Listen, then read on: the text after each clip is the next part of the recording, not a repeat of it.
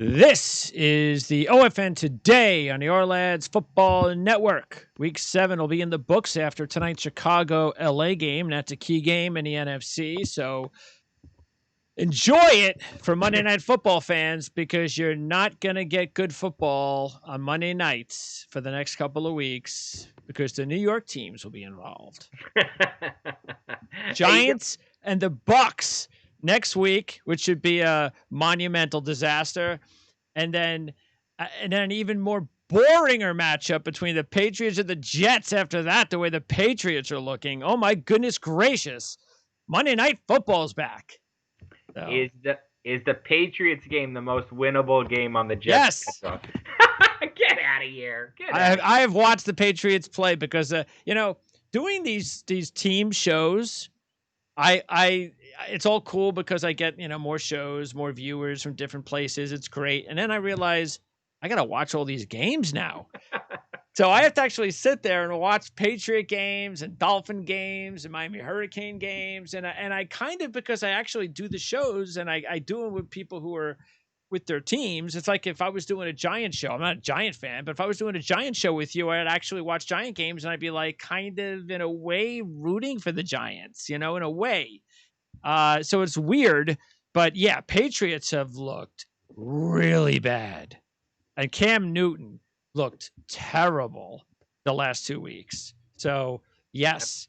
Imagine if the Jets go 1-15 with a win against the Patriots. Oh, that'd be nice. Rub it in on Bill Belichick. Even though Bill might like it because it could push the Jets out of the first pick. Correct. That would be the real kick in the teeth, wouldn't it? Yeah. By the way, I was going over the list of potential head coaches that could be in line to succeed Gase. And, 4 years ago when I did this for Bowles, I had a top 3 of, and I was proud of this. 4 years ago, Greg. It was 2 years ago. Bowles? You mean when Bowles got hired or when? When it was the year and a half before he got fired. Oh, okay. I was going over a list of coaching candidates because he got one more year after that. Okay. So here was my list. I think you'll be proud of them because they weren't like, oh, you got to get these guys. Mm-hmm. Even though they had, we know. So I had Kyle Shanahan. Mm. I had McVay. Mm. And I had PJ Fleck. I went ahead and I did here's a Pete Carroll clone from college. And Fleck's the only one left. Yeah. And his resume has gotten better. Oh, yeah, for sure. I mean, he's the kind of guy who he'll take his shot at the NFL eventually, but he's a much better college coach than he'll be an NFL coach, I think. I know him a little bit in Rutgers ties. I think he's a great college coach. I think he's the kind of guy who's a much better college coach than he is NFL coach. He's got a little bit of that rah-rah. Sure. Everybody listens to me. It's like Pete Carroll. That's why I wonder if Fleck could do what Carroll did. Maybe possible. Yeah, or he could do what Nick Saban did, or Greg Schiano did, or Steve Spurrier did, or so many of the college coaches who didn't carry it over. That's true. Yeah, yep. Greg Schiano, but Rutgers baby. The next Pete Carroll might be Cliff Kingsbury. You never know, and everybody trashed that decision. Oh, man, that looks like a great hire right now. Jeez. Even though most of the reason that he was trashed was because they fired a black coach, gave him a year, and hired a white coach with a bad college record. Well, the problem is he got fired by his alma mater. Yeah. I mean, he didn't just get fired in college. He got fired by his alma mater. So you don't expect that guy to be a great NFL coach. But all right, I'm gonna give you. So you tell me, because Bieniemy, I just don't see coming to the Jets. I just don't think that would work. Number one choice, no, for any job with any kind of quarterback uncertainty. Well, again, let's keep in mind. Let's. Some of this might have to do with obviously if you know Trevor Lawrence is your quarterback. Correct. That changes everything. Correct. Okay. Robert Saleh. I like him. I interviewed him at the Super Bowl. I like the work he's done as the San Francisco defensive coordinator. I don't know that I would hire a defensive coach, especially if I'm the Jets after Bowles and Rex Ryan. Yeah, I know. Trying to figure out my quarterback situation. I like him as a head coach. I don't like him for the Jets. Yep, I'm with you. Um, but if we stayed on defense, I'm going to give you one more in college. Jim Leonard. Where is he still? He's in Wisconsin. He is Wisconsin's defensive coordinator, right? Yeah. Yep. He's the former Jets Yep. safety, right? Yep. Yeah. Yeah. I love I love what Wisconsin does every year on defense. I don't know enough about if he wants to be an NFL coach or not, but no, I mean, look, obviously he's got the NFL player pedigree, which I think really matters. Having talked to players over the years, I really think that players like to hear from guys who had long playing careers. So I think that I really like that about him. I think that would work.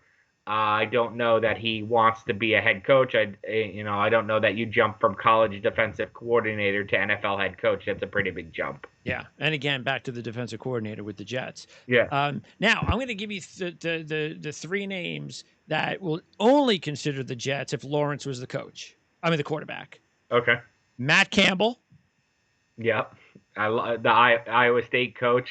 He's the name that comes up quite a bit. A lot of NFL teams have interest in Matt Campbell. Ryan Day. Ohio State coach. He's got some NFL ties. He was with Chip Kelly for a while, right? He was with the Eagles, 49ers. No, I like Ryan Day.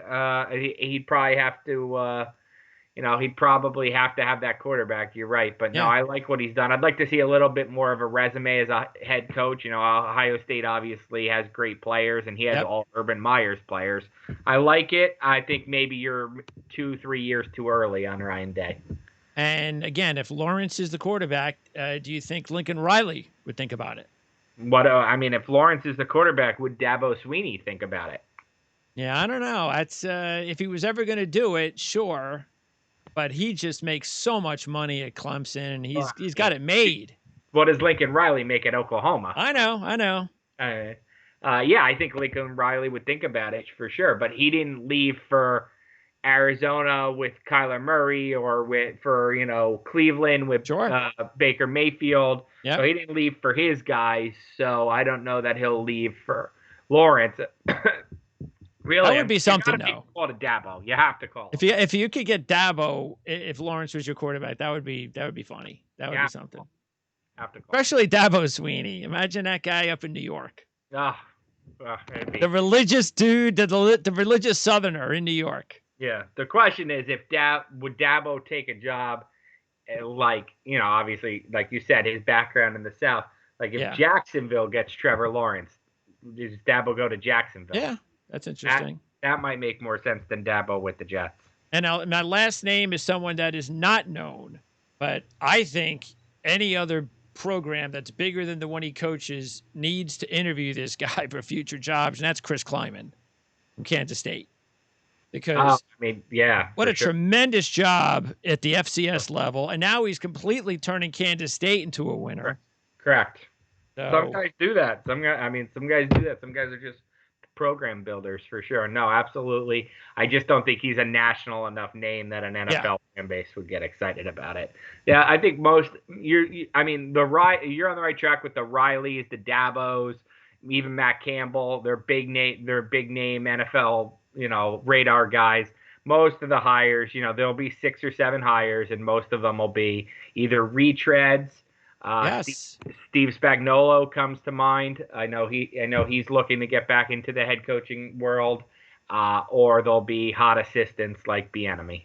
Yeah, you see, this is the reason why Jet fans can whine and complain about Gase and can't wait for the season to be over. We'll get a new coach and we'll get our new quarterback in Lawrence. First of all, there's no guarantee the Jets will get Lawrence, and second of all, as we just went through, it's not so easy to think that you're going to get the right coach. You just don't know. You might wind up with another bad coaching hire. It's not easy. Correct. I don't have the Jets list in front of me when they hired Gase, but I went through the Giants list when they hired Shermer, and the Giants list when they hired McAdoo. And none of those guys have become great head coaches. It's not like, we picked Shermer and we missed out on so-and-so. Yeah.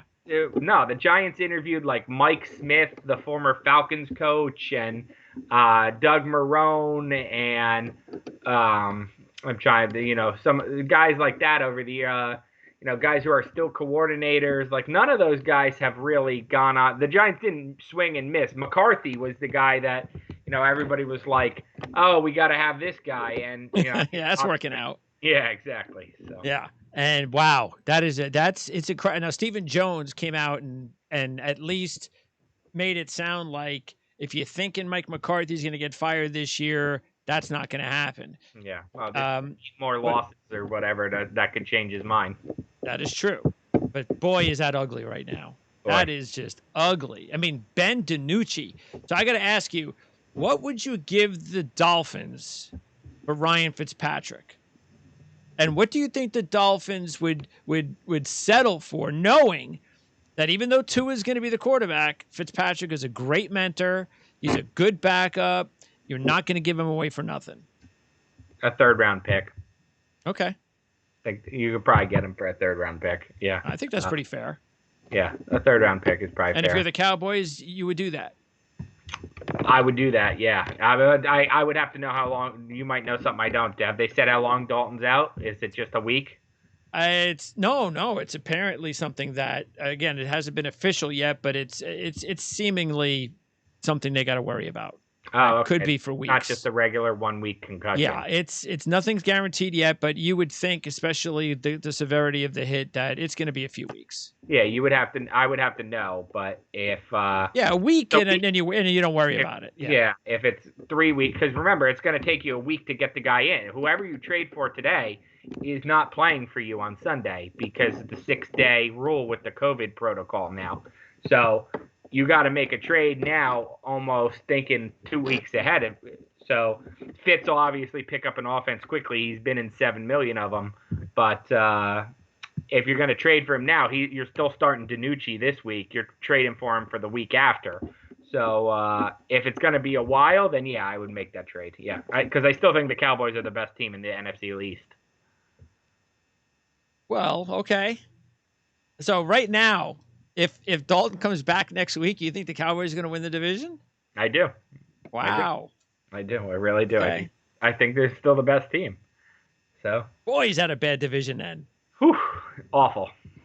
And the Eagles were able to come back to beat the Giants on Thursday. Looked like the Giants had the game. And the Eagles found a way. And it was more like the Giants found a way to lose. As they always do. Think about this. The Giants have lost 3 straight years in Philadelphia when they had an 11-point lead with 6 minutes to go, a 16-point lead in the first half, and a 14-point lead at halftime. Wow. I mean, that is unbelievable. I mean, it's the same choke job every year. That's why they've lost 8 straight to Philly and 12 out of 13. It's literally the big brother bullies the younger brother. That's something that Mr. Judge is going to have to change. And it's not the same players. It's Beckham, Landon Collins. That's right. It's Shermer, McAdoo, Coughlin. They can't figure it out. Meanwhile, Washington's win means that the Redskins are only a half a game behind the Eagles. Yeah. Are you surprised that the Eagles are only a 7.5-point favorite against Dallas? No, I'm not. Because I don't think DiNucci at quarterback. No, I'm not. No, that's pretty bad. I mean, I don't think the Eagles are very. I just watched the Eagles in person. I think the Eagles are not very good. No, I don't think they're that great either. Yeah. I mean, I think you could certainly get after the passer there. The offensive line's in shambles. Their weapons are very, very questionable. Wentz is trying to play hero ball where he's just flinging up shots. No, I don't think so at all. Look, Dallas's defense is terrible, and now they have an untested quarterback. But again, there's still talent all over the field that I feel like if it clicks, I won't be surprised. I picked the Eagles to win the game, but I won't be surprised if it's less than a score. Well, the problem I'm having is like what happened with the Redskins to me even before Dalton got hurt was. There's major issues going on in that locker room. Mm-hmm. Major issues. And when you have major issues in a locker room, guys quit. Yeah, and that's why it's more I get what you're saying about talent. No question. talent-wise, Yeah. Cowboys should definitely be able to, especially with all those injuries. Now, Cowboys got injuries too, but Eagles have more key guys hurt that are affecting them. It's just that when that locker room gets like that, it's really ugly. And then you wind up losing games by 25 points to the Redskins. Yeah. Yeah. Yeah. Okay. Well, last night, Arizona had a big win over Seattle. Looked like Seattle was going to be able to find a way late to hold on and win. They couldn't do it. There was a few. What's that? You're killing me. What's the most starting here with this sore spot game for me? You play fantasy football? Yeah. What's the most points you've ever seen scored by a fantasy football team in one game? The guy I was playing had 3 players in the game, in the Sunday night football game. How many points do you think his 3 players scored against me in that game? Let's see. He had Tyler Lockett. Correct. Okay. He had Russell Wilson. Kyler Murray. Okay. And I guess I'll go with, was it Hopkins? Chase Edmonds. Chase Edmonds, okay. And his flex position, he had Chase Right. Edmonds. How many points? Well, Murray and Lockett was really all you need. So, how many points? Wow. Let's see, Lockett at 200, right? Was it one of those catch point deals? He had 27 points going into Sunday Night Football against me. I was winning like 90-20, and he scored, those 3 players in one football game scored 110 points. That's crazy. Come on. Murray's I know, Lockett, I just couldn't believe it. It's like it was anywhere. I'm just throwing a ball to Lockett tonight. That was unbelievable. And then when he did throw it to Metcalf, yeah. And by the way, I had Metcalf on my team. When he did throw it to Metcalf, there's the penalty that brings the touchdown back. One actual football analysis. Look, the Seahawks, they flirt with disaster, right? They always, I think they're the best team in the NFC, but they're always like in these one-score games where they put so much on Russell Wilson. The years of Seattle having this vaunted defense are gone. They're always putting so much on Russell Wilson and expecting heroics at the end of the game. He didn't look like himself with the 3 picks last night. The crazy interception there in overtime where he was not on the same page with his receiver, and Isaiah Simmons, who's been in like witness protection as a rookie in the NFL. He plays like 5 snaps a game. That's crazy. This just shows you, Isaiah Simmons, he's a sure thing. He's a freak. Yeah. He's a freakish athlete. They don't come around every 10 or 15 years, and then he can't see the field after that first game debacle with the 49ers. Yeah. Yeah, no, it's crazy. But Arizona's for real. Look, I tweeted this last night. San Francisco's in last place in the NFC West. If San Francisco, played in Sanford, Maine, or something else, Stamford, Connecticut, the Stamford 49ers, instead of the San Francisco 49ers, they'd have a 1.5 game lead in the NFC East. All 4 teams in the NFC West are above 500. In the NFC East, nobody has more than 2 wins. So it's crazy. Arizona's for real. I definitely are. And also, and look, they're probably going to have to win these types of games against the better teams because, as we said last week, losing Chandler Jones is just a huge, huge loss for them. But if they've got the offense. So they made a trade with the Giants to get Marcus Golden for a 6th round pick. You and I were just talking about that off air. Look, Marcus Golden can rush the passer. He's not Chandler Jones. He's not a great run stopper, but he's a crazy motor guy who's familiar with Arizona. Was there for the first 4 years of his career. I think he'll do well there. He'll get 4 or 5 sacks the rest of the season there. Yeah, I could also. I think Seattle, if because they need an edge rusher. I think Carlos Dunlap makes a lot of sense. You don't have to give up a lot for him either. You can get a late round pick for Dunlap at his age. And I would also, if I'm Seattle, look, if they don't think Penny's coming back, because that guy they can't count on, I'm seriously thinking about bringing in a running back as a backup, like a good one, because last night, that's really, I think, what killed it for Seattle. They couldn't trust anybody to run the football when Carson went out, and they just don't feel, and they really can't. They can't really trust anybody. And then Russell Wilson has to throw the ball all night. Mm-hmm. So, and since you can't trust Carson, if Penny ain't going to come back healthy, I think Seattle should think about. Now, I don't know. I also don't think you have to give up a lot for Todd Gurley.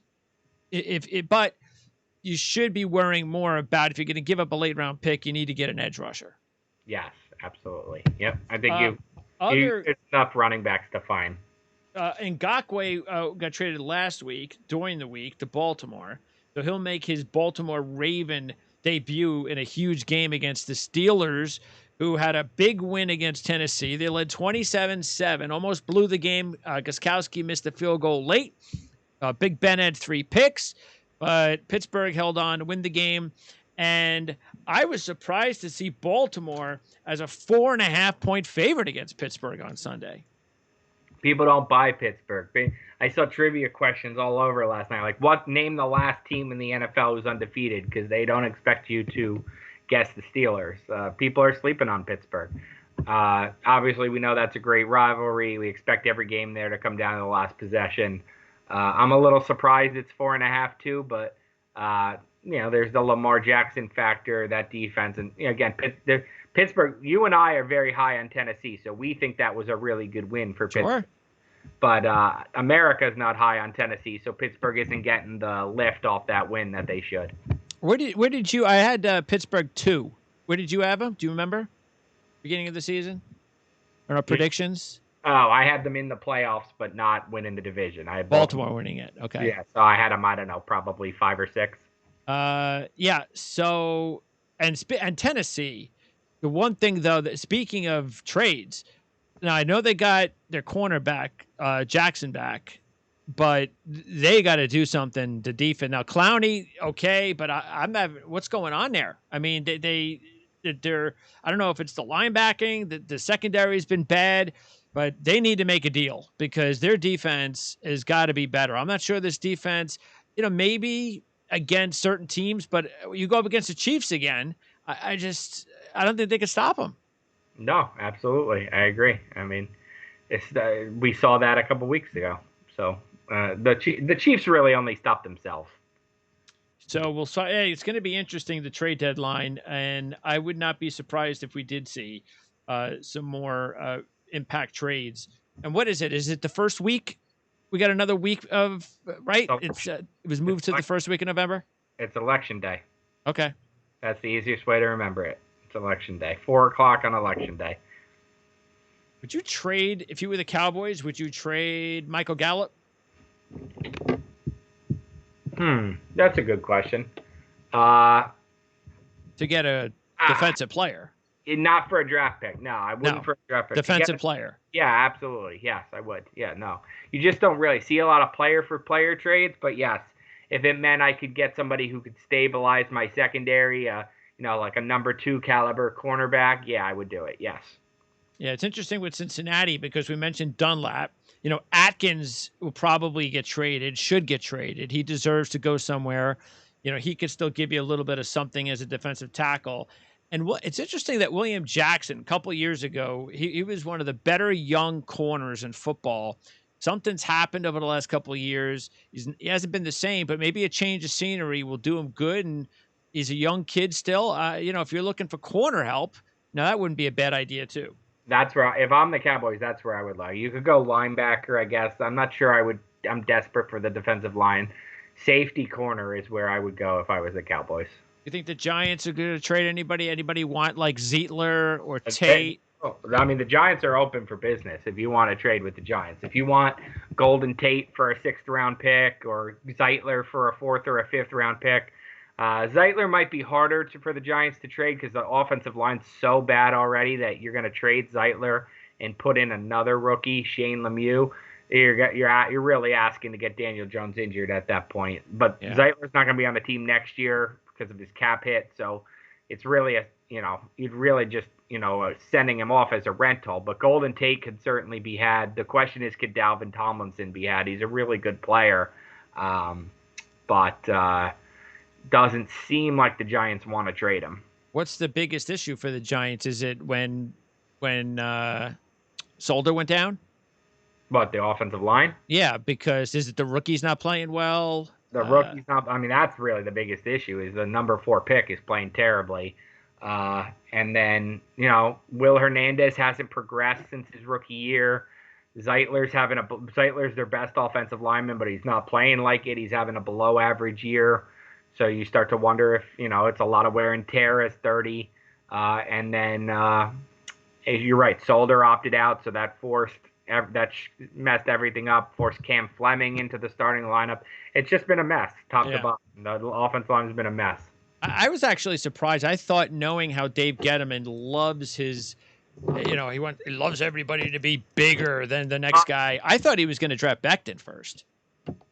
That's good. I thought, he sort of fits the profile, but Gettleman also loves tape. He loves tape, and he's not a big combine freaks kind of guy, and he loves tape. So Becton, didn't have the best tape. He's certainly an athletic. He's a combine wonder, and he's obviously playing really well. Okay. I honestly thought they were going to draft Tristan Wirfs. I was shocked that Wirfs lasted till where he did. I thought he had great tape. Iowa, Big Ten, factory. I thought that would appeal to Gettleman more. Yeah. Meanwhile, it was interesting what happened with the Atlanta-Detroit game, because after it happened just a few hours earlier in the Indiana-Penn State game, where the Penn State runner decided, brain freeze, I go to the end zone, and Indiana capitalizes and wins the game, you would have thought, being fresh in your mind, that one of these players under the same situation like Gurley would have figured, I ain't going to do that. I ain't going to screw that up. What are the odds? You're giving him way too much credit, Greg. And I appreciate, first of all, let me say this. I appreciate that Todd Gurley was hard on himself. I appreciate accountability. And I appreciate that Todd Gurley was beating himself up for that. But really, Atlanta, could you get a stop? I mean, you scored a touchdown. True. You have a 75. That was an amazing drive by Stafford. I'm not going to kill Gurley for that. But you're giving him way too much credit. What are the odds Todd Gurley watched or even saw that Penn State highlight? It's not Saquon Barkley who went there and is watching the game. What are the odds Todd Gurley even saw that Penn State thing? I can't assume that he did. Here's what I will say. That is, the Penn State kid, he's young, so you want to forget, he's a college kid, so you don't, you get it. He's not a paid athlete, but no one touched him. So he's got to realize, at the 2-yard line, something's up. This is weird. You'd like to see James Franklin have told him, hey, this may. Well, Franklin indicated that it was talked about, that they should have known, that we had gone over this with the players. But Todd Gurley, he broke tackles. There was a guy trying to tackle. Yeah, well, they were doing the fake. They did a good job of fake tackling.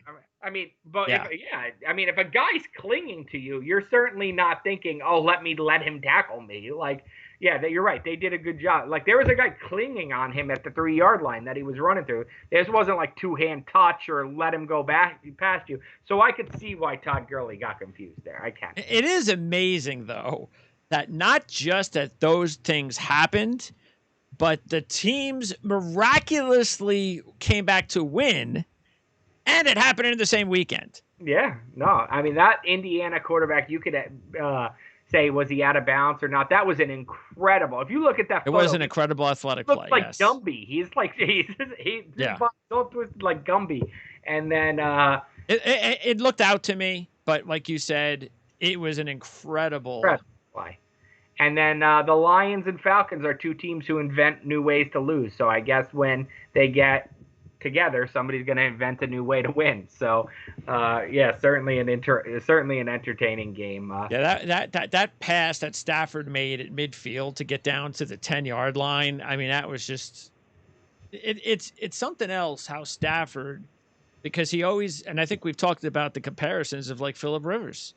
They're so talented. They come up with these big plays over their career, but then, like what we talked about with Stafford, I think when we referenced this a couple of weeks ago, when he made that boneheaded interception against the Saints and turned turned the game and it was over and they never got a chance to come back. It's just, they're so talented, yet they play for these, kind of bad organizations. They just can't get over the hump. Yeah. No, I agree. And they're 3-3. Detroit's 3-3, and they host the Colts on Sunday. So they still have a shot if they could beat the Colts this week. And the Falcons, just, oh my God, how often are you gonna lose an absolute? I can't imagine what it's like to be a Falcons fan. Imagine being a Falcons fan, because I said this a couple of years ago. Imagine being the same year to be an Atlanta Falcons fan and a Georgia Bulldog fan. And an Atlanta Braves fan where you blew a 3-1 lead in the NLCS. Yeah. Because I think that in the same, I think it was like, in the same couple of months that the Bulldogs blew that game against Alabama. And then like a month or two later, Atlanta blows the Super Bowl. Wow. Yeah. That's and then Atlanta and Georgia. And then Georgia the next year did the same thing, and Atlanta keeps doing it. That would, that's, I don't know how that would feel. Yeah. All right. So also, you had, speaking of the Saints, they held on to beat Carolina. Sly missed the 65-yard field goal by about 1.5 yards. Would have been the longest field goal in NFL history. Crazy. And wow, guts to give him a try. Joey Sly. You would expect, you expect it from like some of the great kickers, but Joey Sly, the Giants actually cut him last year. He's got a big leg, no question. Yeah. Saints just keep kind of squeezing by. Don't look anything like you expect them to look. Is Michael Thomas ever going to play again? But they just keep kind of sneaking by. We're getting close to the playoffs, and Panthers are just, they're about a 7-9 team, which I think is a lot better than most people thought they were at the season. Rule's done a nice job there, especially without McCaffrey. Yeah, Saints are at Chicago next week. And again, the Bears got the game against the Rams tonight. Rams are a 6-point favorite. That surprised me. It was at 4, so the money's been on the Rams.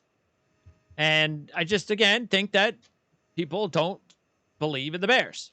The Bears are the anti-Falcons and anti-Lions. They find ways to win, and those find ways to lose. Right? You see that stat? When I was flipping onto the Atlanta-Detroit game, they showed the stat of Matt Ryan with and without Julio Jones. No, I didn't see it. The quarterback rating with was like about 115. Without, it was like 65. Jesus. Yeah. I mean, that right there, that just shows you some quarterbacks need to have mega stars to throw to. Yeah, no. And that's with Calvin Ridley ascending into kind of that number one role there. They still needed him. Yep. Because a couple of weeks ago, without Jones, Ryan looked like crap. Yep. Tampa Bay, boy, they might be peaking too early, because 2 weeks ago, Tom Brady was getting slammed left and right. We told him to chill. He's a superstar.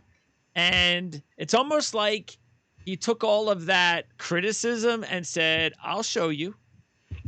I mean, Tom Brady could play till he's 60 if he wants to.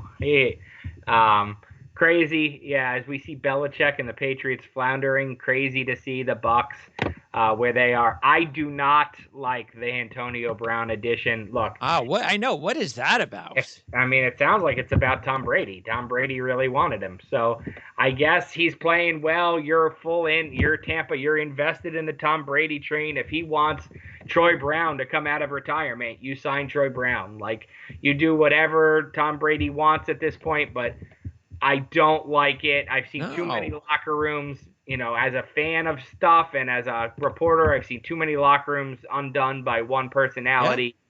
Yeah. NFL, other sports, you see it all the time. Just look at Pittsburgh. They're undefeated, and they got rid of Antonio Brown and Le'Veon Bell. Yeah, I don't like it. I don't think they're the same person.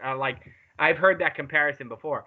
Le'Veon Bell. No, Le'Veon Bell is not Antonio Brown. No. Yeah, Le'Veon Bell is not Antonio Brown. Like, Le'Veon Bell wanted to get paid, like every running back. Well, Le'Veon Bell's a kind of goofy guy, but he ain't Antonio Brown. But he ain't a selfish, No, he's not. Guy with criminal allegations against him either. That's what I don't understand about Tom Brady, because this gives me a different, how do you Tom Brady? You would think my opinion of him changes. How does he not know what Antonio Brown's about? I mean, he knows. I mean, he knows Antonio Brown. I don't. I assume you don't. So maybe there's more to it than we know. Yeah, right. He's being misjudged by us all. We're being too hard on him. I don't know. You want to think? I certainly hope that, especially with the allegations against him, I certainly hope that it's more than just Tom Brady wants to play with great players. Now, I mean, and Antonio Brown can play. The league is going to allow him to play. Yeah, week 9, he's off suspension. Jeez. He's suspended for the first 8 games of the season. So, and they have Evans, Godwin, Gronk, Miller led the team in receiving. Edelman light. Not Barber. Fournette, Jones. Yeah. What do you need Antonio Brown for? It's like when the Lakers added Gary Payton and that worked. Karl Malone. Yeah. Devin White, 3 sacks. Yeah. That the whole team is starting to come together. Mm-hmm. Right now, they're the best team in the NFC. I think it's the Seahawks. I'm not going to say Seattle. Okay. Yeah, it's the Seattle. Seahawks, Bucks, I think are probably the two. That was my NFC Championship game, and I did have Seattle before the season began. I want to see Seattle add like a Dunlop, though, because we know Adams will be back in a couple of weeks, which they need. But they have to add a pass rusher. I agree. I'd like to see him add a receiver too. So. I'd like to see a receiver and a pass rusher in Seattle. Yeah. Herbert, 3 touchdowns passing, a touchdown rushing, and the Chargers got his first win as a pro, believe it or not. I saw some crazy stat. He's the first guy ever with through 5 his first however many games, all 300-yard passing games. Really? Yeah, I saw some crazy stat somewhere on ESPN or NFL Network. Look, he's been, it's about winning. So the stats are nice, but it's about winning. He got a win against the Jaguars, who, let's call it what it is. Not all one-win teams are equal. The Chargers are much better than the Jaguars. And sure. But Herbert looks like the real deal. I mean, you could make a case. I probably would say it's the Jaguars running back, but you could make a case that Justin Herbert's the offensive rookie of the year. Oh, right now I think that's a slam dunk. I think it's the Jaguars running back. I mean, I see what you're saying because of the story and where he comes from. And he's the whole offense. But, so, yeah. I don't understand the whole I don't know if he actually said it, but because I really didn't care much. I just heard that Gardner Minshew has to play better. It's like, I don't know what they're talking about. I mean, it seems like he's playing good enough. Who are you're going to go to Mike Glennon? Yeah. What does that do? I think Mike Garafolo at NFL Network had that report, which is interesting. Yeah, I mean, doesn't make any sense. You should be, especially if you're going to win a game and not get Trevor Lawrence, then your future isn't Mike Glennon. So you're better off. You don't want to. If you give up on Gardner Minshew this year, you're giving up on him for the future. He's not your quarterback then. Maybe it's a little bit of strategy. They actually want to go to Glennon to lose. Yeah, I don't know. It doesn't make any sense. The team. Here's the thing with that. The coach might want to do that, or the front office might want to do that. The players are going to figure out real quick if you're trying to lose, and then then you're going to lose 59-0 because they're not even going to try. And I don't even understand what's going on with Jacksonville. How Marrone still has a job is beyond me. It's just I was surprised he survived after Coughlin got fired. They were obviously Marrone and Coughlin are very tight. So when Coughlin got fired, I figured Marrone was gone too. But it's reminding me of Lewis in Cincinnati. It's like, how is this guy still got a job? It's crazy. Well, it doesn't make any sense. Like 4 times. Marvin Lewis's thing was he made the playoffs like 5 straight years and couldn't get over the hump. But for the Bengals, making the playoffs is a dream. Yeah. Marrone's only made the playoffs the 1 year. He's still living off that one AFC championship. Yeah. Lewis had a much better record. He might have even had a winning record in Cincinnati. I would think he would have. Yeah. Went to the playoffs a lot. Yeah. Marrone's got a long way to go to be Marvin Lewis. Cleveland, that was a real exciting game. Baker Mayfield and Burrow combined for 9 touchdowns. Burrow had over 400 yards. Boy, is he going to be awesome. And Mayfield, that was as gutsy as a win as he's had as a pro. OBJ goes out, now out for the year, comes in the second half. Peoples-Jones, the Michigan boy, Yeah. who could have been a second-round pick a couple of years ago, really struggled the last couple of years. Draft status went down, makes a big catch late, and the Browns hold on to beat the Bengals, and that was a huge win for Cleveland, because if they lose that game after the loss, the big blowout loss the week before, who knows how that cripples their season. I agree 100%. I think you said everything. That Mayfield throw at the end was great. You hate to see guys who are hustling. Like the DK Metcalf play is like an awesome play, right? Where he chased down Buda Baker. Awesome play. You want to say zillionaires should always hustle. They don't. That was an awesome play to see DK Metcalf do that. And then it was honestly it was sad to see. That's how Odell Beckham got hurt. I heard he got hurt. I didn't realize it until this morning what kind of play it was on. I looked it up this morning. I didn't realize it was chasing down an interception. So Baker Mayfield, I'm sure, feels terrible that he underthrew a ball, and that's how Odell tears his ACL. Because whether Odell has the stats or not, I think he only has 4 touchdowns and 3 were in the Dallas game. He makes that off. He changes the whole concept. You got to pay attention to him. Yep, even with it being ground and pound with the running backs, Odell changes that whole offense. And Jarvis Landry is a shell of his former self, so he's certainly not going to pick up the slack. So it might have to be someone like Peoples-Jones. Yeah, we'll see. We'll see if the Browns make a move themselves. San Francisco and New England, we talked about the New England side kind of, but both quarterbacks, by the way, combined for, and I'm talking about Jimmy G and Newton, no touchdowns and 5 picks. At least Belichick wasn't like, oh God, he doesn't have Jimmy Garoppolo sorrows after that performance. I'm surprised a little bit that he didn't bench him at halftime. He went with him till the fourth quarter. He was awful, and wow, I'm surprised he's regressing. Where's he gonna go? I know. I mean, I was just thinking, I've got to look at next week's game. You know, but he knows better than me. And they got to play the Bills on Sunday. You know that spread's only 4? Is it? The way the Patriots are playing? I know the Bills aren't playing a whole lot better, but they are actually, because the Patriots are playing god-awful. This is this 2-week stretch. I have never seen the Patriots play like this. Yeah, that's a ghost thing, Greg. That's a ghost. Buffalo's got to beat the Patriots, exercise some demons. To me, that's a ghost line. Until we're gonna favor the Patriots until Buffalo proves they could beat them, and then if Buffalo proves they could beat them in the rematch, the spread will be Buffalo by 8. Well, they actually, funny as it is, they actually have success against New England in New England, but when they get to Buffalo, for whatever reason, they can't beat the Patriots there. Maybe it'll help that there's no crowd. Maybe, yeah. Take some of the pressure off. It'll help if Josh Allen gets them in the end zone. That'll help. Yeah. They did 8 field goal attempts against. I'd never seen anything like it. Yeah. The Jets defense didn't give up a touchdown and didn't force a punt. Like, those 2 things are incredible. How is that even possible? Only the Jets. Yeah. And Green Bay won easy. Devontae Adams, 13, 196, and 2 touchdowns. Wow. That's a difference maker. Yeah. It must be nice to play against the Texans defense. Yeah. The interim coaches, they had their moment in the sun for a week or 2. Yeah. Nothing changes in Atlanta. They probably thought, oh, maybe something changed after they beat Minnesota. Nope. Atlanta, by the way, plays Carolina Thursday night.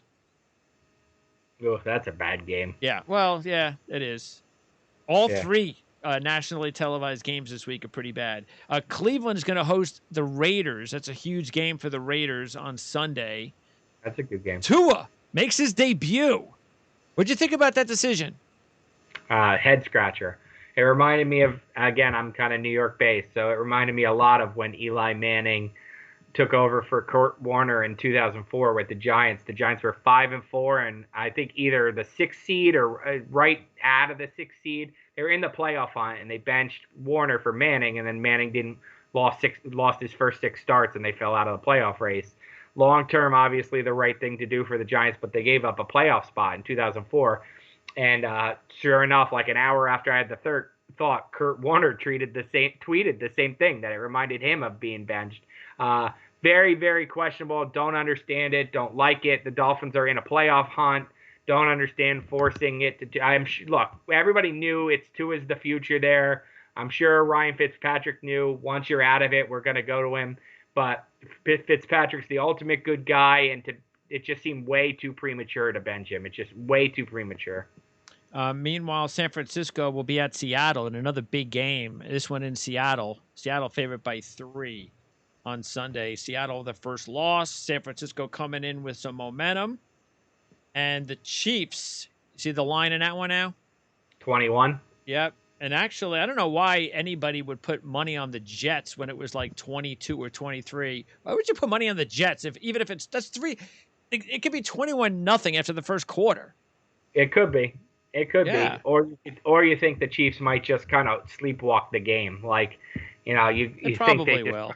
They're probably going to be like, we'll score when we need to. Correct. Like, you're right. They could take you're right. I think they could take a 21-0 first quarter lead and then, open up the playbook and use plays that he's never going to use the whole season. Just put Chad Henne in it for the third quarter and win the game 24-7. Yep. You know what I mean? Absolutely. It could happen. Landon Collins, Achilles injury. Terrible. Great guy. Hasn't played well, obviously, in Washington, but he I don't think he really changes a lot for Washington, even though he's a really good guy. He hasn't played really well for Washington, so to me, I don't think it changes much. Really, the Bostic hit for Washington is the only thing I could think of from that defense. That was a dirty hit. I'm stunned the NFL is not he got ejected, but I'm stunned he's not getting suspended. To me, that was the definition of target. And why is that? They're not answering why? I haven't asked, but I need to get an answer soon. I'll send an email actually because it doesn't make any sense to me. It's the literal definition. It's the boardroom official definition video for the officials to see of what targeting is. He made himself into a missile. Jerry's not going to be happy. No, it doesn't make any sense why he's not suspended. No, they don't have a good relationship already, or how is their relationship? Even though this is more of a Troy Vincent thing, or someone else actually. Who handles that? Do you know? The discipline? Yeah. Good question. Yeah, I think it's Troy Vincent. Yeah. Okay. Yeah. Last thing, do you know who's in charge of the crowd noise thing? Because it was weird. I was watching the network. What's that? The network. Okay, because I'm watching Fox, and I'm watching the New Orleans game, and they're and okay, all right, this is annoying, whatever. But I changed the channel to Detroit and Atlanta, and it's like this. And I'm like, wait a second. Yeah. Aren't they both on Fox? So what's the decision of New Orleans and people going crazy? And that made no sense to me. Each game has its own person from the network in charge of doing the broadcast, and it's supposed to match up to what you normally hear in that stadium. So okay, it's like overlaid from like actual Saints home games, so like Jaguars should be less because they don't have a lot of crowd noise. Okay.